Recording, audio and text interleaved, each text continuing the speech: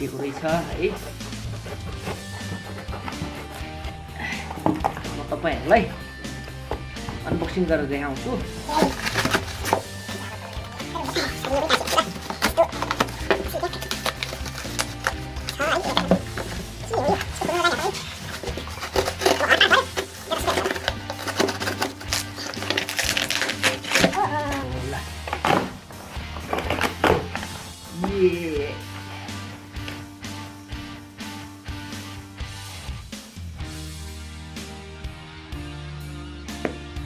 Galaxy S25 ultra यो भर्खरै lunch भएको हो। यो मैले 2 हप्ता जति अगाडि मैले यसलाई अब यो बक्स काम छैन, अब हेरिहालौँ। अब अहिलेको जमानामा के छ भने बरु आफन्त परिवार बिर्सिन्छ मान्छेले है, मोबाइल बिर्सिँदैन के। बरु श्रीमती हराओस् श्रीमान हराओस् त्यति झस्किँदैन।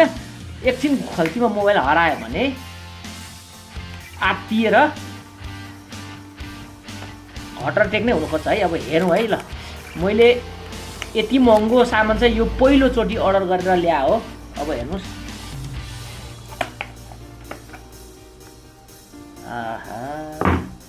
अब यसमा के आउँदो रहेछ हेरौँ त। पहिलेको 24 अल्ट्रा चाहिँ मैले लिन खोजेको थिएँ, तर त्यसको चाहिँ यो कर्नर चाहिँ एकदम तिखो खालको स्क्वायरमा थियो, तर अहिले चाहिँ यी स्लोप गरेको रहेछ है। अनि यो चाहिँ मैले देखेर चाहिँ खास गरी यो लिएको हो। र अब एउटा सेट भयो। अब यो भित्र के दिँदो रहेछ हेरौँ। चार्जरहरू छ कि एयरफोनहरू छ कि हेरौँ है।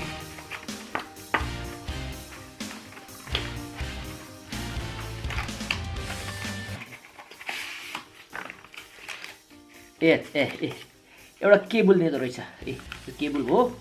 अनि एउटा यो पिन भयो है। अब यो त क्याटलग भइहाल्यो। ल हेर्नु त, पाउने भनेको जम्मा एउटा चार्जर अनि त्यो पनि केबल मात्रै हेर्नु है। अनि एउटा पिन हामीले पाउने यति हो रहेछ है। ल हेर्नु, यस्तो हुँदो रहेछ है। यो यसको यहाँ पेन छ यसरी, यो पेन है, टच।